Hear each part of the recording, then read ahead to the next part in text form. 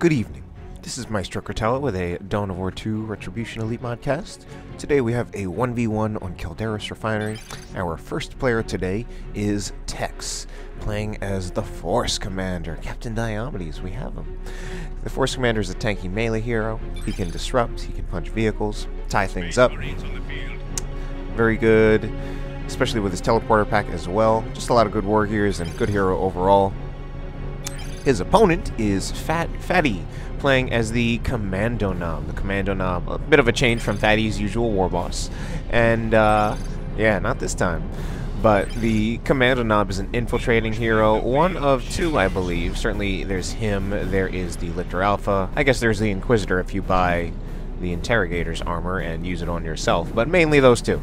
And this one, well, he's definitely got some nice tricks up his sleeve as well. He doesn't actually have sleeves, but he can throw some stun bombs, some stick bombs, he can infiltrate, he can shoot you, stab you, and blow you up, because he can get his knife as well. Alright, so we got a 1v1 on Calderis Refinery.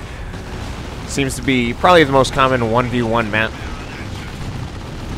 And, you know, with these players, I gotta say, Tex is, I think, aside from myself, the most commonly featured player on my channel. And he is pretty much my very favorite player in this game. And I think the reason for that is, like, because, I mean, he's a great player, of course. And there are lots of other great players. And Tex has also been someone who, he's always been, like, one of the best, always, like, top 5. But I feel for as long as I've been watching, he's never really been the best. There's always been a Holy Hammer, then a Vindicare, and then a Toy Lali. But there's just something about Tex that makes him a little bit different. What I like about Tex is that he's very much a student of the game. And like I get that from seeing things like the co-cast that he's done with other casters, the way he posts on the forums. He's very articulate. He obviously has high-order thinking skills that he also has access to a lot of high-level language, so he's very, very intelligent, very articulate. And I love not only to watch him play, but I love to read and hear what he says. So he's a student of the game, kind of like myself, except unlike me, he's actually really good at this game. And he's often someone who I will go to when I'm actually feeling unsure about things. And I'll go to him and I'll ask, like, Tex, is this right? Is this a legitimate concern, or am I just being noob? And usually he'll just validate what I think. And PhatE, of course, is another great player. I don't think he's been quite as prominent as a good player for as long as Tex, but he's quite a good player. Now, Tex here, going for a bit of a different build. That's how he advertised this game.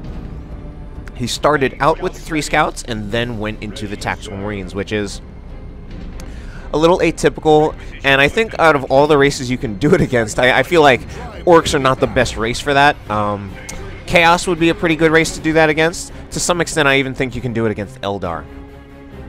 And I'm trying to think of what other races it would be good against. Definitely Chaos, and I've definitely used it against Eldar myself, actually. But against Chaos, I mean, against Orcs, I'm a little worried about the incredibly, well, not yet, but I'm still just worried about the range DPS coming out of their opening, and how that will factor into quickly bleeding the models off of those scouts and then forcing them off the field. Now, Tex did lose the early game, or he lost the first round of engagements, and he actually lost the map. He's getting the map back, but he did lose that early engagement. He does now have a tac squad out in the field, and he actually has a second tac squad out on the field. But I feel like just with the 3 scouts, he had some trouble. And oh, we see some hidden infiltrated Slugger Boys infiltrated with the Kommando Nob's Global, and Tex not realizing it fast enough. Oh man, you can't mess with that. He's going to lose probably 2 TAC models. Yeah, lose 2 TAC models. Lucky to not lose the squad, but a bit of some slow reactions there to not lose, or to not preserve more than just one of those TAC models.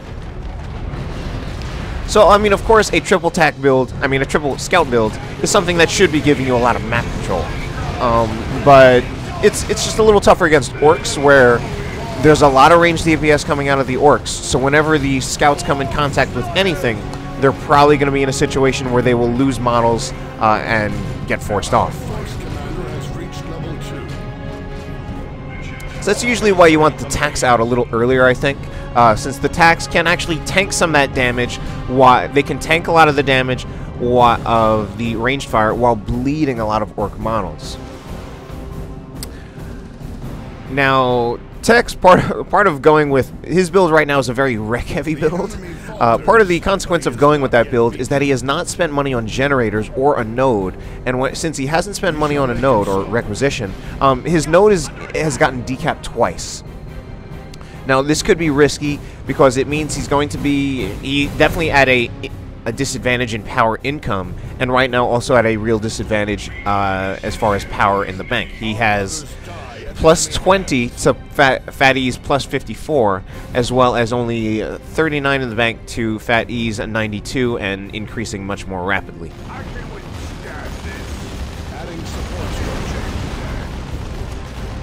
So PhatE is also making some interesting choices of his own. With so far he has not gotten any big shooters, and that is curious. I think one of the reasons it's curious, or there are quite a few reasons why it's curious. First of all, you just get a lot of extra damage out of your shooter boys when you have those big shooters, and that's one of the things that's so scary about the orc tier 1 period. In fact, the shooter boy is possibly the scariest thing, especially double shooter boys. But perhaps even more importantly and less obvious is that he's foregoing the aiming what's dat ability. And by foregoing that, he doesn't have... That means he's giving up 2 sources of suppression on demand that he could be using to control the Force Commander. He's also getting a he also got a Looter Squad, which he can use to control the Force Commander. But he needs to have better positioning on that. One of the great things about something like suppression on demand is that not only do you not necessarily need good positioning, but you can actually use it to compensate for poor positioning. Like if you're caught out of position, especially with something like your Luda, you can quickly use aiming what's that to just like stop the Force Commander in his place for a little bit. And here we go with the infiltrated Slugger Boys again. These with their burners. PhatE does like to get his burners so he can bash generators. He does like to be very aggressive about bashing generators and securing an economic advantage. I mean, PhatE is definitely at quite an economic advantage right now. He can already go to tier 2. I'm not sure why he hasn't. And of course, he still has the higher income for everything. Tech's still having trouble controlling all of his points. And I still don't entirely know why PhatE chose to get the shoot. Oh my god, look at all these units about to get stunned. Alright, not as many as I thought. I'm still not entirely sure why PhatE chose to get the shoot and knob instead of the big shooters. Certainly, the shoot and knob does give them a lot more staying power. And this I was about to say that Looter Squad looked like it was almost going to get wiped.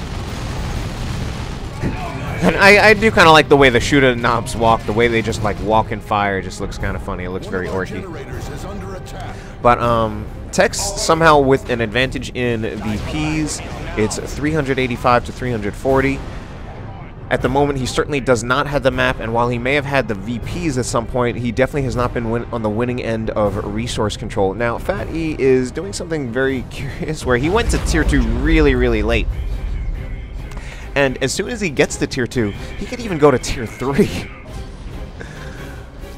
Which, I don't entirely know what's going on with that and why he's so slow on that. I feel like he could actually even be... He could have made this a less interesting game by already getting to tier 2 and winning it, with Tech still in tier 1 and just about having the resources to go to tier 2. I'm wondering if PhatE may even try to go to tier 3, straight to tier 3, and then just start pulling out some tier 3 units. But in a way, I think that could actually be something that could actually put Tech's back in this game. Like if PhatE chose to go to tier 3, as counterintuitive as that sounds, as counterintuitive as it sounds to say that going to tier 3 would actually put Tech's back in the game when he hasn't even gone to tier 2 yet. But what that does is it's buying Tech's a lot more time to get to tier 2 so he can have adequate vehicle counters if PhatE chooses to get basically, if PhatE is choosing to get to tier 3 instead of actually getting out like a Death Dread or a War Truck. A Death Dread would have been, probably would have been game for Tex at this point. A Death Dread probably would have been game. So PhatE choosing to go to tier 3 is, I feel, is actually letting Tex back into this game because he's not capitalizing on his advantage. He's kind of gambling on something better, but by not capitalizing on that disadvantage, again, he's letting himself be very fightable. So Tex is only now just starting tier 2. PhatE almost getting to tier 3. My guess is we'll see a looted tank out of PhatE. I know he really likes the looted tank, but I'm concerned because as the Force Commander, and as Space Marines, I think Tex will have what he needs to adequately deal with a tank, to be honest. He could get a teleporter pack on his Force Commander, get the Power Fist, get a missile tack. He can get 1 or 2 missile tacks.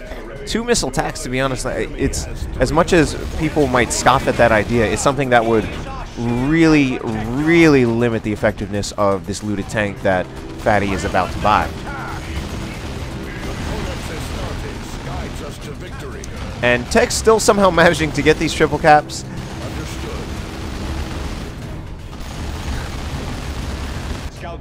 Now, as far as Tex's scouts, he does have 1 as a sniper and 2 with shotguns and sergeants. I actually like, as far as getting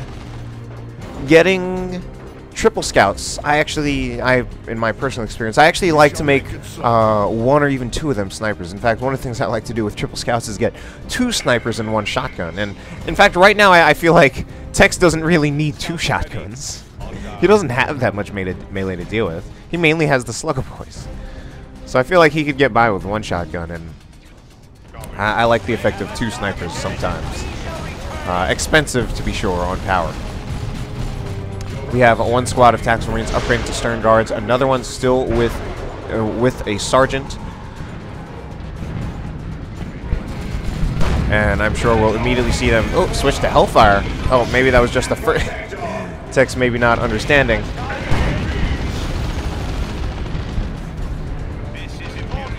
Because there is that looted tank.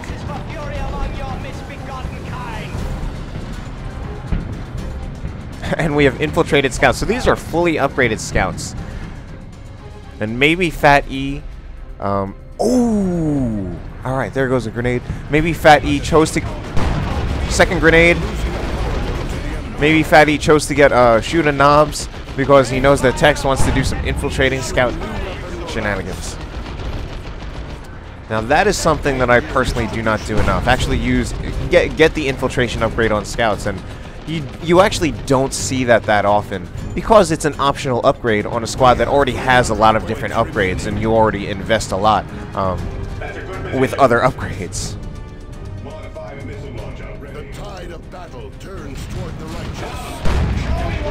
And look at that looted tank shot.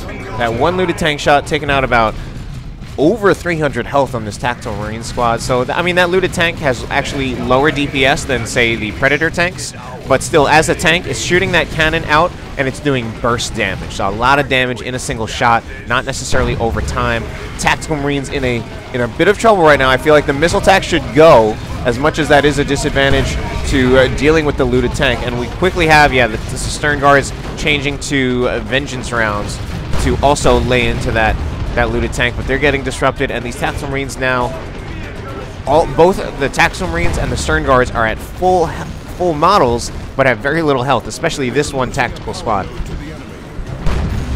Looted tank has also been upgraded to have reinforced plating, an extra 200 health, which is certainly very useful, and only 650 health out of the gate. The looted tank does come out a little weak.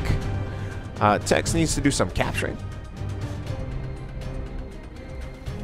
So this is certainly a very interesting game. It is not the way a typical game of this matchup would normally go.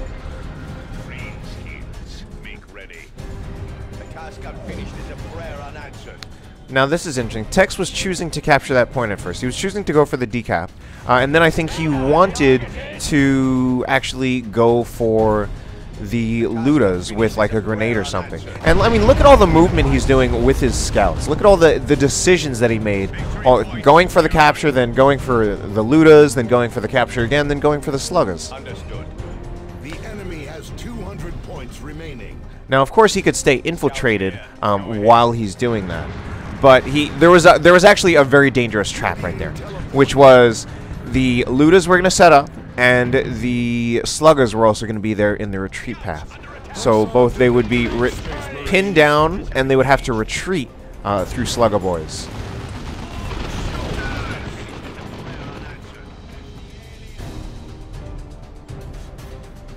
So at some point, PhatE lost his Kommando Nob.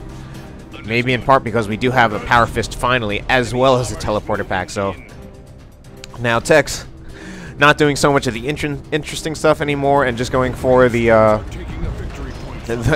very typical build for the Force Commander: Power Fist, Artificer, Teleporter.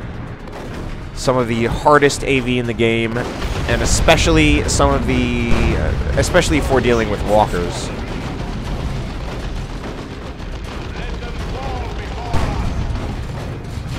That could have actually been why PhatE chose not to get a Death Tread. Again, just knowing that the Force Commander that has pretty much the hardest walker counter in the game with the Power Fist. Oh, this is going to be bad. Actually, not that bad. Just a lot of disruption. That boom shot from the looted tank. Very, very nice for disruption. And here we go. Power. Oh, PhatE micros and Flesh over Steel misses. And now the Force Commander is just kind of derping, chasing after, mostly just getting plasma pistol shots, but not be able to get any Power Fist hits. All right, there goes one Power Fist hit goes in. I think 2 more should take out the looted tank, but I don't think he's going to be able to get it in without the Force Commander dying. That's actually going to be a dead Force Commander now. Just needs 1 more tank shot, and it misses. Hits the terrain. So Force Commander somehow gets out of there alive, and now the Librarian is trying to finish it off, which I don't know.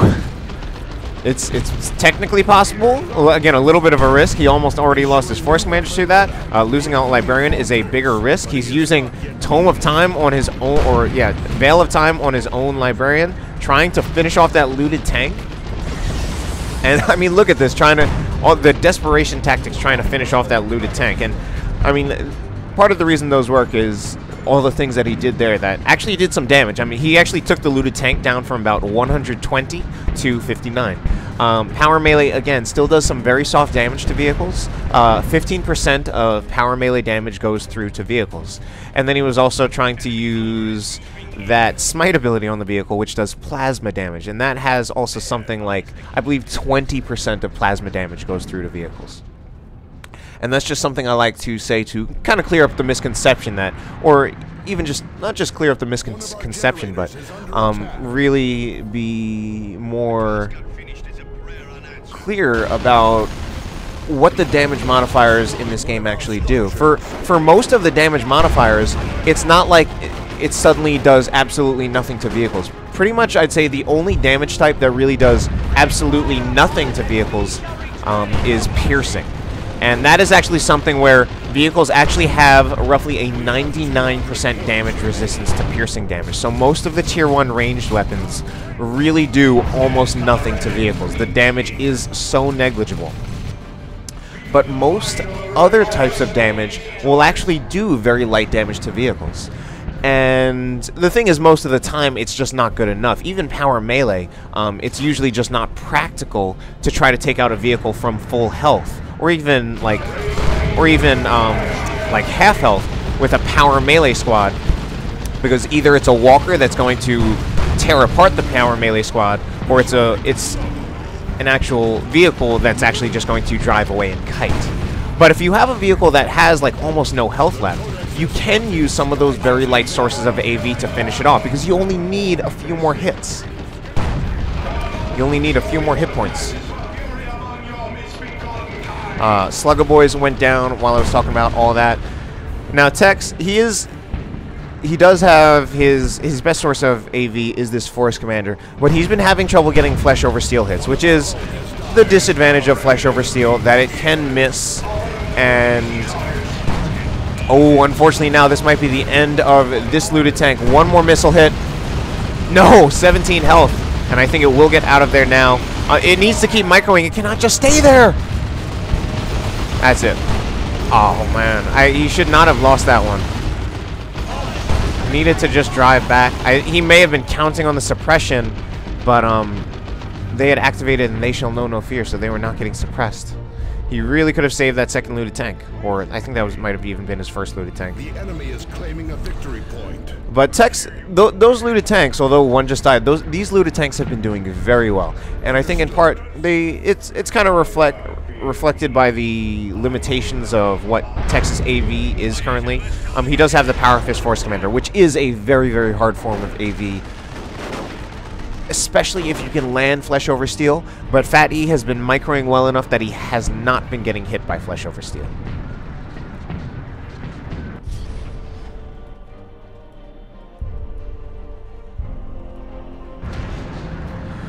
And then aside from Flesh Over Steel, he does have the Tactical Marine Squad with the missile launcher and the Stern Guard Veterans, which he has been using with Vengeance rounds, and he has been using those as AV. But again, PhatE has been microing, so we haven't seen anything from Tex like a Las Cannon Devastator, or I think even more importantly, Assault Marines with the Melt-A-Bomb. And now Space Marines are an interesting race in that they can actually really, really get by without those setup teams.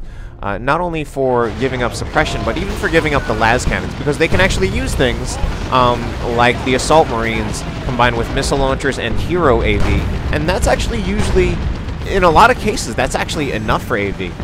Very, very nice grenade, takes out 3 models. I thought it would get even more. That was going to be, I thought, it looked like all of those shooter boys were just bunching up right over that point. So PhatE choosing to get yet another looted tank. He is a very big fan of the looted tank. And here we go with these infiltrated scouts again, doing their interesting things. He's actually been using those infiltrated scouts actually as a way of dealing with these Ludos.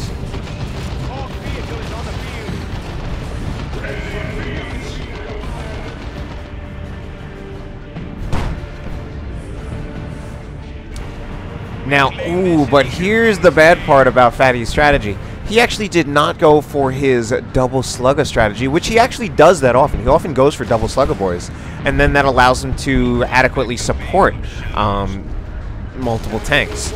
Right now, PhatE has no sluggers. He just bought a Nob squad. He pretty much needs to take his tanks off the field, or he's going to risk losing them. He can pretty much only afford to have his tanks on the field if he can force off these Tactical Marines. And Tex is just staying in there with the Tactical Marines, gets a missile shot off, and finishes off one of the tanks. And now we're also going to see a Force Commander teleport in, and he gets a Power Fist hit on a tracking hit. He was nowhere near that tank. I don't know. Maybe PhatE was at this point just content to let those tanks go, because he really wanted a Nob squad out and would not have been able to afford a Slugger squad as a consequence. But I don't know. PhatE, meanwhile, he's going to lose this Shooter Boy squad potentially. No, he doesn't.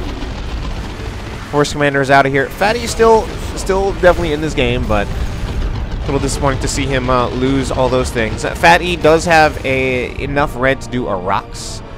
Now, my opinion that people are not going to like is that to really, really effectively use this rocks, he should win an engagement, then follow Tex back to base, and then drop the rocks on all of the units that just retreated into base. And generally, just because that actually is one of the most practical uses for a nuke. And I think people don't do that as much these days, in part because there is now a bases have a damage resistance aura. But rocks is still very powerful. Certainly for the Imperial Abyss, it's almost one of the only practical ways to use that nuke now, to use it as base.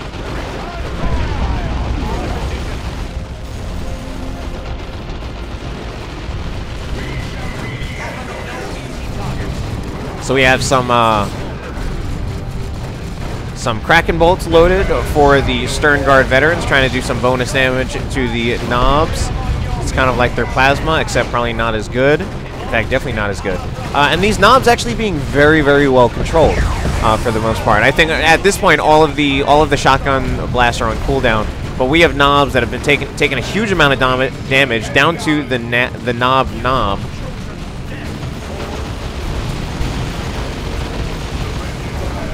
And there is that Rox right on top of the Tex and the Stern Guard. Tex, oh, very late reactions from Tex. And he loses, oh no. I think he just lost the Tex and the Stern Guard. No, he just lost the Stern Guard, and he got a tack out with 1 mod.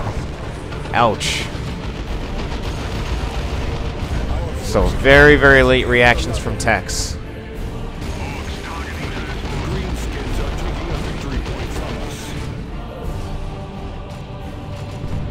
Ooh, and Veil of Time on a Power Fist Force Commander is something that can be incredibly powerful, especially for taking out heroes. Where is PhatE has had his hero on the ground for right here for a long time right now. He's just fighting with the Orc army.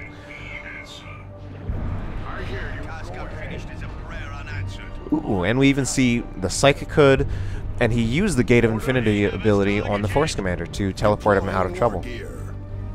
More commonly used on Terminators. I wonder, could Tex get Terminators?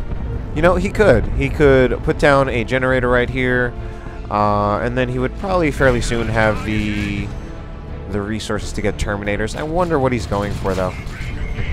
I actually think Terminators, compared to his other Tier 3 choices, Terminators would probably be the most easily accessible. But actually he's choosing to get a Plasma Cannon Devastator, which is not a bad choice. He would still have to wait a bit to get the resources to get Terminators, whereas the Plasma Cannon Devastator he can get with the resources he has now. He can use that to actually do a lot of damage to the knobs, and if he can, as long as he can get the VP, he can hold it better with a Plasma Cannon Devastator. Did I neglect to mention this Whirlwind artillery tank that nobody uses because it is not like a Manticore. We even have a fully kitted out Librarian, also has the Force Staff, giving him the Force Barrier ability. He can also use that to deny a capture point, but oh man, look at the disruption from that Whirlwind. Getting those shooter boys off the point.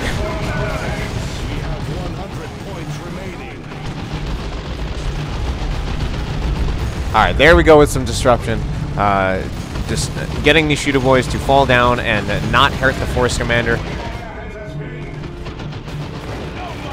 And we even have a late game Devastator as well. So interesting. So Tex is choosing to get things that he can use to actually, I actually like his choices. Rather than trying to get Tier 3 things out, he's going for things that, first of all, can deal with the knobs. Devastators, Plasma Cannon Devastators that can do a ton of damage to knobs in a single hit, as well as regular Devastators that can control knobs as long as Frenzy is off cooldown. And then he's also getting things that can allow him to hold the VP, which is what he needs to ultimately win this game.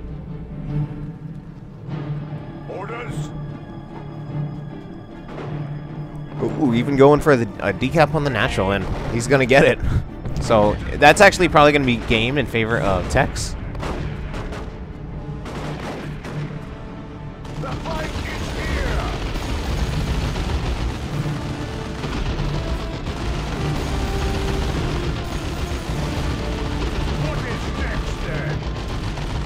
And his Force Commander gets forced off. Oh, wow, let me see that again. So you can teleport the Force Commander with Gate of Infinity, but then he just kind of goes back to where he was. That was really funny. Alright, PhatE concedes. That was the game. Hope you enjoyed it. Have a good night.